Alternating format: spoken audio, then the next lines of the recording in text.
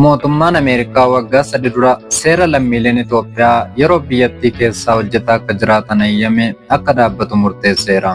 Bulchiinsi pirezidaantii Joo Baayiden sababa waraana Tigraayin eegumsi seeraa yeroof kooluu galtoota Itoophiyaaf kenne kaafamuu hordofuun lammiileen Itoophiyaa Ameerikaa keessaa ba'uuf guyyoota 60tu kennameef. Ministeerri dhimma nageenya biyya keessaa Ameerikaa Kiristiin Hoom haala biyyattiin keessa jirtu gamaggamuu fi qaama mootummaa Ameerikaa dhimmichi ilaallatu waliin mari'achuun murteen kun kenname jedhan.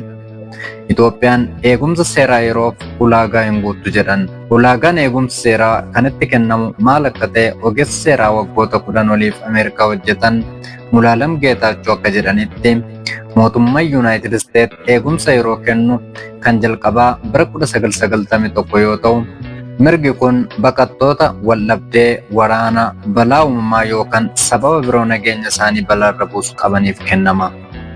Biyyoonni eegumsa yeroo yookaan TPS argatan Soomaaliyaa fi Sooriyaa sababii waraanaatiin fi El Salvaadoor sababii kirkira lafaatiin wal qabatu. Biyyoonni muraasaaf hanga waggaa 20tti eegumsi yeroo kennameefii jira. Fakkeenyaaf eegumsi yeroof Soomaaliyaa bara 1994 irraa eegalee hojiirra oolaa jira. Akkuma maqaan isaa ibsutti yeroof kennama.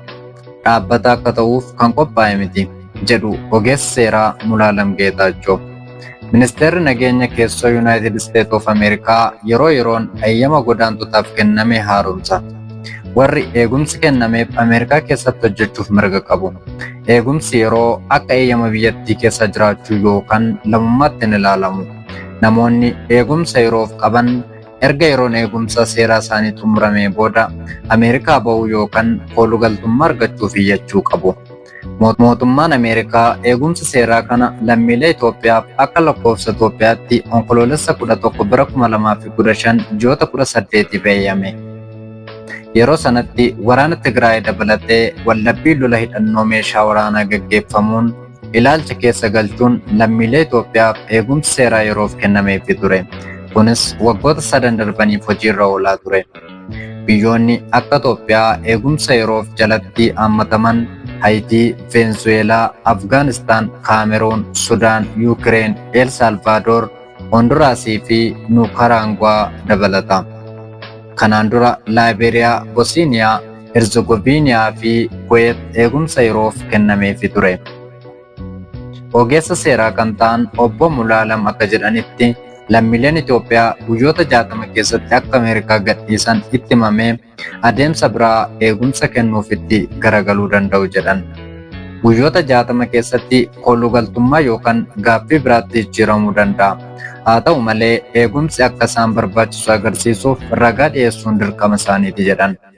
Ragaan dhiyeessan soba yoo ta'e mootummaa Ameerikaa gowwoomsuun yakka ta'uun isaa fuulduratti baramuu waan danda'uuf eegumsa baqattootaaf taasifamu isaan nabsiisuu akka danda'u dubbatu.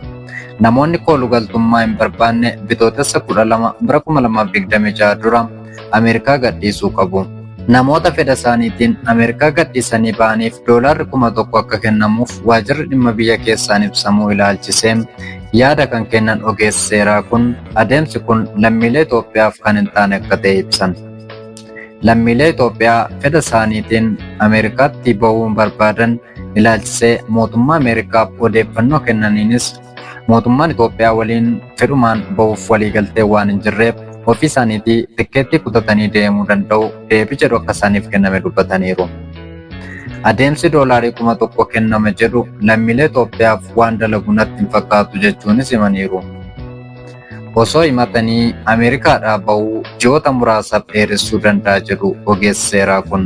Filannoon biraa mootummaan $1,000 akka kennu beeksisus naaf hin laatamne jedhanii himachuus danda'u jedhu. Waan jaalatanii na hordoftaniif galatoomaa. Geddoo Baayogiraafii.